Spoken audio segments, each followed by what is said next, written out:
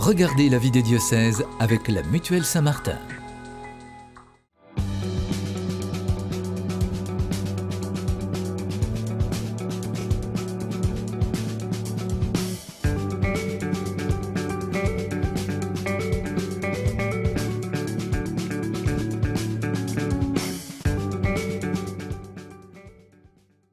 Bonjour à toutes et à tous et bienvenue dans la vie des diocèses sur KTO Télévision et KTO Radio, une émission enregistrée, vous le voyez, depuis les studios du sanctuaire de Lourdes à l'occasion de l'Assemblée des évêques de France. Comme chaque semaine, nous partons à la découverte d'un territoire, d'un diocèse et de son évêque. Et aujourd'hui, nous partons dans les Caraïbes, découvrir le diocèse de Basse-Terre qui s'aligne sur les frontières de la Guadeloupe et comprend également les îles de Saint-Barthélemy et de Saint-Martin dans sa partie française. Pendant cette émission, nous découvrirons des images de l'ordination du tout nouvel évêque, Monseigneur Philippe Gouillougou, ordonné en juillet dernier, et nous parlerons de la jeunesse guadeloupéenne, puisque nous avons rencontré ceux qui participaient aux Journées mondiales de la jeunesse à Lisbonne. Quelques mots pour présenter ce territoire posé sur l'arc des Petites Antilles. La Guadeloupe est à la fois un département et une région d'outre-mer dans les Caraïbes. C'est en réalité, vous l'avez vu, un archipel de 7 îles dont la partie principale a la forme d'un papillon. C'est au navigateur espagnol Christophe Colomb que la Guadeloupe doit son nom en référence au monastère Santa Maria de Guadalupe d'Estrémadour, même si les Français en prennent possession à partir de la première partie du XVIIe siècle.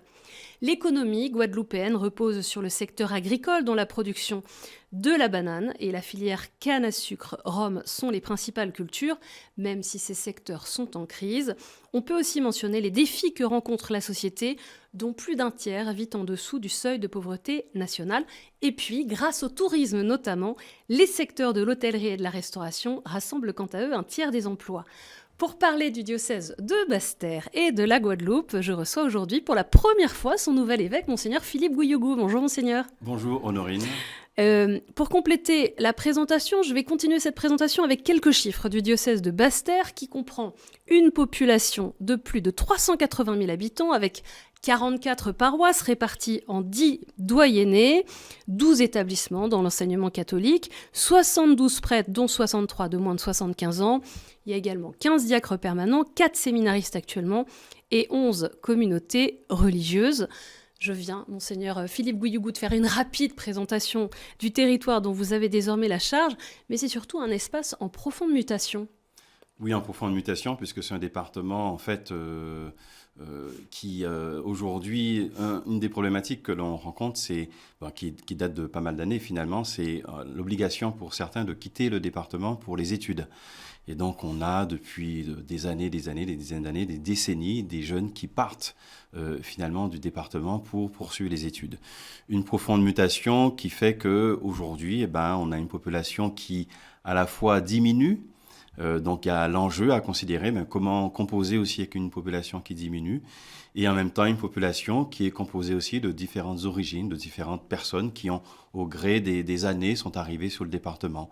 Voilà, donc c'est des enjeux qu'il faut accueillir, qu'il faut aussi comprendre, parce que moi j'arrive sur le département, donc je dois un peu mieux comprendre aussi dans quel département, dans quel diocèse. Je me permets d'ajouter, c'est Basse-Terre et Pointe-à-Pitre. Vous avez raison, Basse-Terre et Pointe-à-Pitre. Je vais rappeler justement quelques informations vous concernant, puisque vous êtes évêque de Basse-Terre ordonné en juillet dernier, né en 1973 à Pointe-à-Pitre, dernier d'une fratrie de 8 enfants. Vous êtes resté en Guadeloupe jusqu'à un BTS d'informatique industrielle. Arrivé en métropole à l'âge de 20 ans, c'est pour le diocèse de Saint-Denis en Île-de-France que vous êtes ordonné prêtre en 2004. Je vais très vite, Et votre parcours est marqué notamment par des missions en paroisse, à Bondy, puis à Bobigny, et par la pastorale des jeunes. Vous étiez vicaire général du diocèse de Saint-Denis depuis 2019, quand le pape François vous a nommé évêque. Et puis votre devise épiscopale, elle vient de l'évangile de Saint Jean, que tous soient un. J'ai lu, Monseigneur Philippe Gouillougou, que vous aviez l'habitude de jouer au football avec d'autres prêtres quand vous étiez en Seine-Saint-Denis. Est-ce que maintenant que vous êtes évêque, vous arrivez encore à faire du sport ? Là, c'est plus compliqué, mais quand même, il faut que je fasse, puisque Je constate qu'on mange très bien en Guadeloupe et qu'on est bien accueilli en tant qu'évêque. C'est une bonne résolution. Si je ne fais pas attention, ça risque d'être grave. Donc, je dois aussi me prendre aussi soin de moi. Donc, je pense quand même sérieusement à me remettre un peu au sport. Donc c'est un appel, il faut lancer une équipe. Voilà. Et puis, il paraît que vous jouez aussi du ka, ce grand tambour des Antilles. Vous êtes un adepte de guoka, la musique guadeloupéenne. Voilà, la musique guadeloupéenne qui nous vient tout simplement de l'héritage que nous avons, ou pour une partie d'entre nous en tout cas, de l'esclavage. Et donc, qui nous ont donné, ils sont venus avec cet héritage de la musique et notamment du tambour, et qui est devenu l'instrument traditionnel de Gros-Ka. Donc j'ai finalement découvert dans le 93 avec des amis que je connaissais déjà un peu, mais que j'ai plus découvert et que maintenant je joue, ou en tout cas j'essaie de jouer, ou certainement en tout cas que j'aime beaucoup. Le 9 juillet dernier, vous avez été ordonné évêque de Basse-Terre et Pointe-à-Pitre, et je vous propose de revoir quelques images de la célébration et de ce moment tant attendu.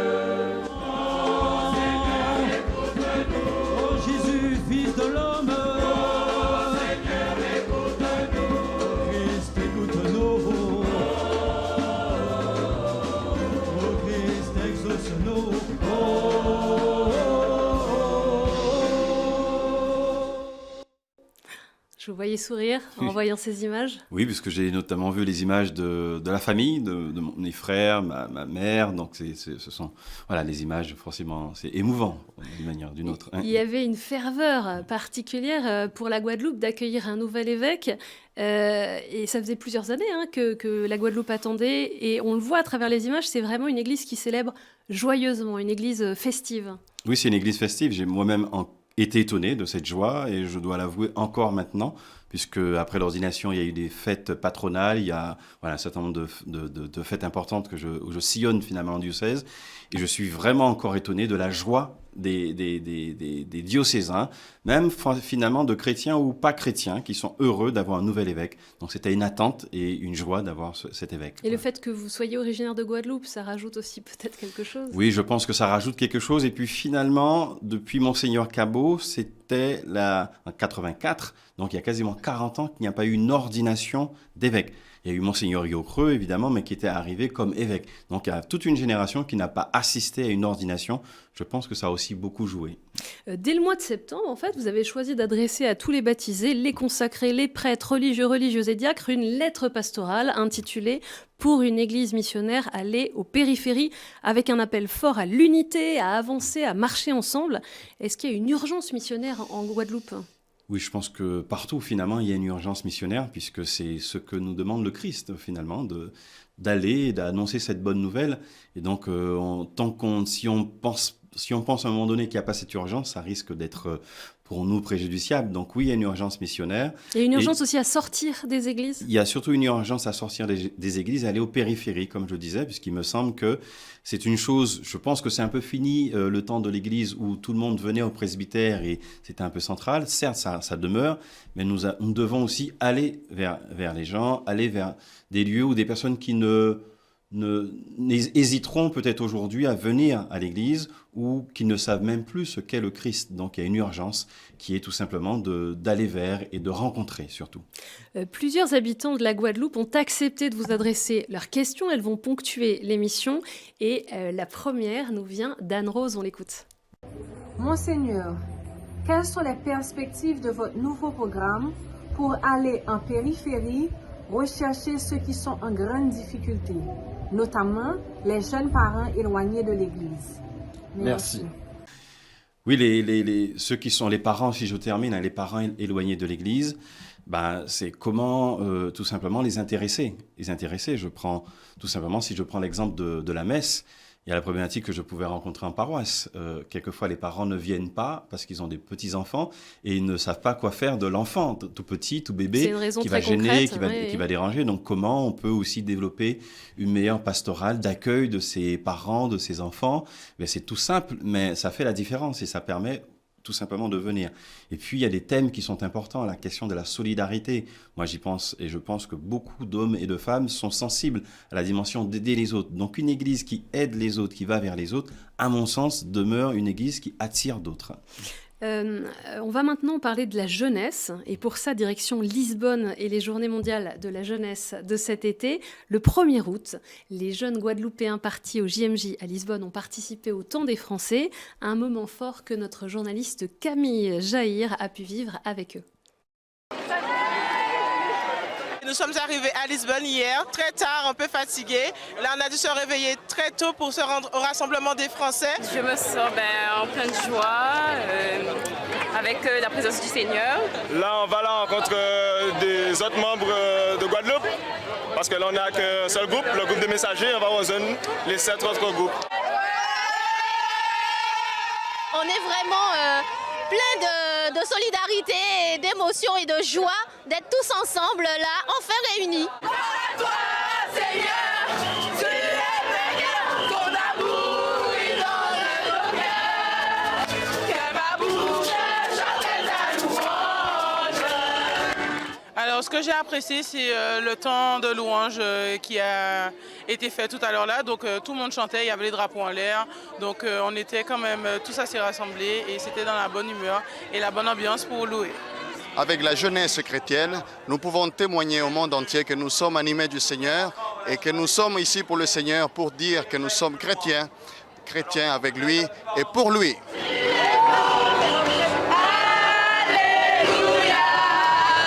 Les jeunes ont oublié la fatigue, ils se sont mis debout et ils ont commencé à louer le Seigneur, à crier son nom et à crier qu'au JMJ, la joie se partage. Au JMJ, Je commande un double, un menu cheeseburger. Oui, on a fini par rentrer après un grand combat parce qu'il y a beaucoup de monde. Tout le monde sont sortis du festival pour venir ici. Tout le monde veut manger ici. Du coup, il y avait une grande queue, mais on a fini par rentrer. Et tout à l'heure, on va à la messe au parc Édouard VII pour la messe d'ouverture avec le cardinal d'ici.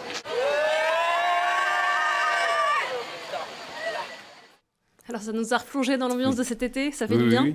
Oui, bon, j'y étais pas, mais parce que bon, j'étais fraîchement ordonné, ça aurait été un peu compliqué d'aller avec eux, mais on était quasiment 100 à partir, donc ce qui était déjà un exploit financier, un exploit pour les jeunes.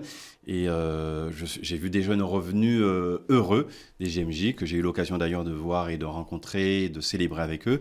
Donc voilà, donc on capitalise un peu sur cette jeunesse qui part et qui revient et qui a quelque chose aussi à nous apporter de ce qu'ils ont reçu du pape, des messages du pape. On va rester sur ce thème de la jeunesse parce que Benjamin a une question pour vous. Je m'appelle Benjamin Pouna, j'ai 18 ans. Monseigneur, j'ai une question pour vous. Depuis votre ordination, comment vous trouvez votre relation avec les jeunes? La relation avec les jeunes, oui. Voilà. J'ai fait dans ma vie précédente en Seine-Saint-Denis, diocèse de Saint-Denis, 10 ans à la pastorale des jeunes. Donc notamment les JMJ, les frates, je connais. Donc la question de la jeunesse, c'est quelque chose qui pour moi est très important puisque Pascal Delannoy, donc mon évêque précédemment, nous rappelait que la jeunesse, c'est l'église non pas de demain mais d'aujourd'hui. Et donc je suis très attaché au fait qu'on doit confier des responsabilités dès maintenant aux jeunes parce qu'ils sont capables. Et du moment où on leur confie une responsabilité, eh bien ils sont capables d'avancer, de nous étonner. Alors quelquefois ça peut demander, et ça demande de les accompagner, d'être là, mais attention à ne pas les infantiliser et donc leur donner leur juste place pour qu'ils grandissent en Église. Le lien avec la jeunesse est aussi un souci que porte Monique de la paroisse Notre-Dame de Bonport de Petit-Bourg. On l'écoute. Monseigneur, nos jeunes, après la confirmation, décrochent et nos églises sont remplies des 30 ans et plus. Que comptez-vous mettre en œuvre pour que nos jeunes reviennent? Auparavant, il existait des mouvements où ces jeunes se retrouvaient. Pouvez-vous nous dire ce qu'il en est? Voilà, c'est Monique. Voilà. Je serais même un peu plus pas sévère, mais en disant 30 ans, elle est même gentille. Oui. Moi, j'ai dit aux jeunes des GMJ, écoutez, je ne vois pas beaucoup de jeunes à la messe. Donc, c'est-à-dire que, oui, il y a une problématique de la confirmation où on conduit nos jeunes à la confirmation et on perd, voilà, c'est le constat, on perd 3/4 des jeunes. Et c'est comme si on avait accompli ce qui... on voilà, avait coché les cases et hop, c'est bon. Oui. Donc, d'où le fait dans la lettre pastorale en disant, écoutez les jeunes, il y a aussi les mouvements d'Église qui sont capables de vous accompagner dès l'enfance, l'adolescence et la jeunesse, et donc de vous aider à grandir. Donc ces mouvements sont à la fois pour quelques-uns historiques, donc comment on les réinvestit. On est capable aussi d'entendre qu'il y a des nouveautés de l'esprit, de d'autres manières aussi d'être en Église, mais à coup sûr, on a besoin aussi que cette jeunesse se regroupe et grandisse, évolue dans sa pastorale. Donc j'ai insisté en disant on a besoin de ce retour en force des mouvements. Donc ça sera l'axe un peu premier, comment encourager et m'investir pour que les mouvements reprennent un peu de la force. Donc vous avez déjà des propositions concrètes ou c'est un désir et une volonté de suivre ça dans les prochains mois, prochaines années? C'est un désir et faire passer ce désir aussi à travers les acteurs, parce qu'il y a quand même des mouvements qui existent. Il y a le scoutisme, il y a la CE, il y a un peu de jog, donc il y a des choses qui sont là. Et j'ai déjà rencontré quelques-uns de ces mouvements qui nous disent, nous, on est là, on ne souhaite qu'une chose, c'est que plus d'adultes, parce que la problématique souvent des mouvements, c'est que les adultes aussi, quelquefois, décrochent et n'osent plus ou n'ont plus le courage d'accompagner ces mouvements. Donc, c'est de redonner, en fait, tout simplement une force, une confiance en disant, c'est possible et surtout, l'Église en a besoin. On vient de parler des jeunes, mais on peut faire un lien avec les vocations sacerdotales. Une des particularités du presbytérium en Guadeloupe, des prêtres donc en Guadeloupe, c'est sa composition. Un tiers de prêtres originaires de Guadeloupe, un tiers de prêtres diocésains incardinés, un tiers de prêtres fidei donum qui viennent d'Afrique, d'Haïti, un tiers de prêtres religieux qui viennent aussi en partie d'Afrique, Haïti. Vous avez une attention particulière pour ces vocations sacerdotales? Oui, la première des choses, c'est que les vocations naissent finalement dans les paroisses. Donc les prêtres qui sont là, les fidei donum ou les religieux, ils viennent pour collaborer à une vie et à un diocèse. Donc je compte beaucoup sur eux pour qu'ils aident justement ce diocèse à grandir et que des vocations naissent au sein des paroisses. Là, le lieu, la source, c'est à la fois la famille, les mouvements et les communautés chrétiennes. Donc à nous de soigner ces lieux ou de continuer surtout à les soigner pour qu'un jeune se dise, mais ça vaut le coup de m'investir pour une communauté, pour une vie diocésaine. Donc voilà, c'est ma priorité, c'est à la fois, quand on dit vocation, on pense beaucoup aux prêtres. Et je l'ai rappelé depuis quelques mois que aussi, moi, je pense beaucoup aux religieuses, à la vie religieuse, puisque finalement, la vie religieuse, pour moi, elle est centrale aussi au sein d'un diocèse, que ce soit au niveau apostolique pour les religieuses, mais aussi au niveau contemplatif. On a la chance d'avoir un monastère, mais qui ne durera pas éternellement s'il n'est pas aussi rempli de nouvelles religieuses, quoi. Donc, la vie consacrée peut et doit se vivre à travers des prêtres, mais aussi des religieuses. Comment donner aux plus jeunes le désir de donner toute leur vie à la suite du Christ, à la limite, peu importe après la vocation, mais vraiment que le Christ soit le cœur de leur vie? La première chose, comme je dis aujourd'hui de la catéchèse, il faut tout simplement leur permettre de rencontrer le Christ. Quand on rencontre le Christ au caté, je ne sais pas si vous vous souvenez de votre caté, on va oublier peut-être les 2 tiers de ce qu'on nous a appris, mais si le caté est un lieu de rencontre du Christ, cette rencontre intérieure et spirituelle, mais quand elle est faite, quand elle est vécue, au caté ou par mouvement, avec un mouvement, ça reste à vie. Donc la première des choses pour la pastorale, c'est de permettre aux jeunes de faire cette rencontre, sachant que c'est le Christ qui vient nous rencontrer. Mais à nous de mettre tous les moyens pour que cette rencontre se fasse. Soigner la liturgie, soigner ces temps de rencontre. Ensuite, j'ai presque envie de dire, il n'y a pas à s'inquiéter. Du moment où cette rencontre, elle est là, elle est forte, on entendra l'appel du Seigneur. C'est comme un terreau un peu qui peut permettre l'émergence de cette réponse, puisque Dieu continue d'appeler. Mais c'est parfois nous qui ne répondons plus. Dieu continue d'appeler, et puis peut-être notre société aussi nous empêche un peu d'entendre cette réponse. Et puis, il y a aussi des certitudes, l'envie de se donner aux autres, l'envie de donner un peu de son énergie, de sa jeunesse. Pour moi, c'est inhérent à l'être humain, à l'homme, et particulièrement aux jeunes. Donc, les emmener vers ce chemin, de se donner aux autres, de s'investir, leur permet de grandir et de dire ça vaut le coup de m'investir et de me donner pour un diocèse. Et c'est votre message aujourd'hui pour tous les jeunes de Guadeloupe qui nous regardent? C'est le message, et j'aurais dit d'ailleurs, on a 4 séminaristes, je souhaite que nous passions très peu de temps à 15 séminaristes carrément. Bon, allez, le défi est lancé. On arrive déjà à la dernière partie de l'émission, Monseigneur Philippe Gouillougou, avec les questions de terrain.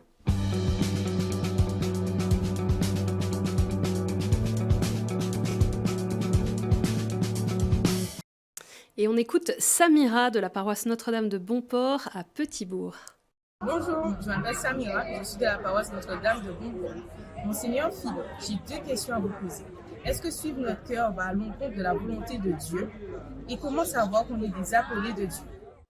Est-ce que notre cœur... Est-ce que suivre notre cœur va à l'encontre de la volonté de Dieu? Et comment savoir qu'on est des appelés de Dieu? D'accord. J'aime bien dire que notre désir doit rejoindre le désir de Dieu. Voilà, je répondrai ainsi. C'est comment Dieu a ce désir pour nous, le désir du bien, le désir de nous voir grandir en enfants de Dieu. Donc c'est comment, en fait, intérieurement, je reviens un peu à cette question, comment nous allons rejoindre le désir de Dieu. Finalement, quand cette connexion se fait, quand je comprends que ce qu'il y a en moi, ce qu'il y a de bon en moi, rejoint ce qu'il y a de bon et de beau dans le Seigneur, eh bien, il y a quelque chose qui se passe. Et on comprend que Dieu est là et qu'il est vivant. Et parfois, ça peut nécessiter aussi quelques purifications, parce que notre cœur, nos passions peuvent nous entraîner vers d'autres chemins. Hein. Bien sûr, il y a toujours quelque chose à convertir et à évangéliser en nous. Quand le chrétien pense qu'il n'y a plus rien à convertir en soi, là, il y a danger. C'est mauvais signe. C'est mauvais signe. Donc cette dimension de « j'ai toujours quelque chose à convertir en moi pour grandir en Christ et faire grandir ma vie et ma relation aux autres et au Seigneur », eh bien, quand on a cette attention, eh bien, on est prêt à laisser le Seigneur un peu bouger quelques lignes en nous. Et puis Samira, elle utilise une expression qui me marque. Comment savoir qu'on est des appelés de Dieu? Certains peuvent parfois jouer sur cette appellation en disant vous êtes des appelés de Dieu et pas vous. Mais dans la vie chrétienne, c'est pas exactement comme ça que ça se passe. Oui, mais dans le mot vocation, il y a écoute. Du coup, donc si j'écoute, et qu'est-ce qu'on sait très bien la distinction entre entendre et écouter. J'écoute, c'est-à-dire je laisse quelque chose de Dieu bouger en moi et je laisse rejoindre ma vie au point de venir m'interroger. Donc finalement, cet appel veut dire que à quel point quelque chose va toujours bouger en moi, me déranger et faire que je vais peut-être pas suivre la ligne que je voulais, que j'avais tracée, et que peut-être cette ligne va prendre un peu une courbe, et cette courbe, c'est peut-être celle-là qu'il faut prendre pour rejoindre un peu une vocation et la route du bien. J'aime bien cette image, la route du bien. Une belle expression. On écoute maintenant Vautiello, qui est à la paroisse du Carmel à Basse-Terre, toujours. Nous avons été les témoins de cette attente d'un évêque en Guadeloupe. Et nous avons été plus particulièrement touchés par votre devise de construire une église unie. Que tous soient un, dites-vous. Il existe dans notre diocèse de la Guadeloupe plusieurs activités pastorales consacrées à la jeunesse. Comment créer une transversalité entre toutes ces activités afin de les renforcer et pourquoi pas susciter des vocations? Des questions sérieuses. Hein. Et oui. Alors voilà, donc j'ai l'héritage du travail qui a été fait avec notamment Monseigneur Macaire sur l'année qui précède, sur la question du synode. Voilà, synode sur les vocations, synode sur la synodalité. Et donc il y a eu un cahier synodal qui en est ressorti et qui était dans l'attente d'un nouveau pasteur. Et donc ça renvoyait à une dynamique de pastorale d'ensemble.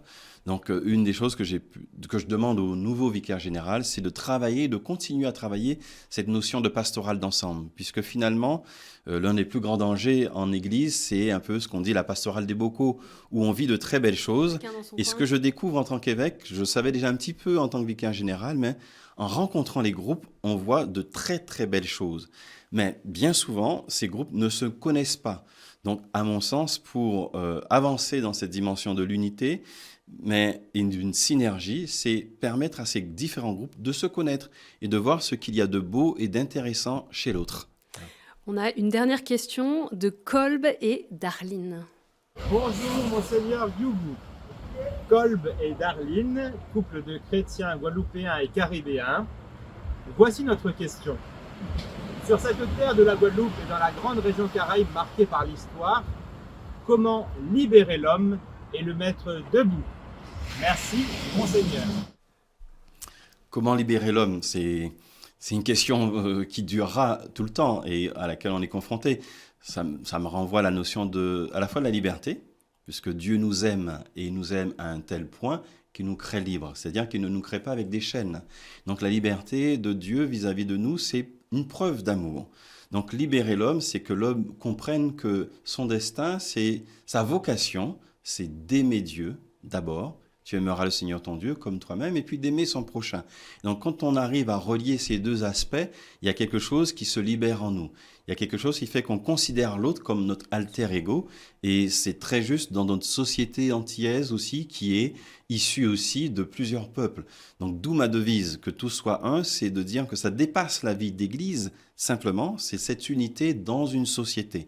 Donc quand on va vers cette unité, il y a quelque chose qui nous libère, et qui fait qu'on considère l'autre comme un peu celui avec qui on veut avancer, marcher ensemble. Merci beaucoup, Monseigneur Philippe Gouillougou, d'être venu pour la première fois sur le plateau de la vie des diocèses, au cœur de votre première assemblée plénière à Lourdes. Merci d'avoir répondu à toutes ces questions. C'est l'occasion de saluer tous ceux qui nous regardent depuis les Antilles françaises. Pour en savoir plus sur le diocèse de Basse-Terre et Pointe-à-Pitre, rendez-vous sur son site internet guadeloupe.catholique.fr. Cette émission est bien sûr à retrouver sur kto-tv.com. Merci encore pour votre fidélité. Rendez-vous la semaine prochaine.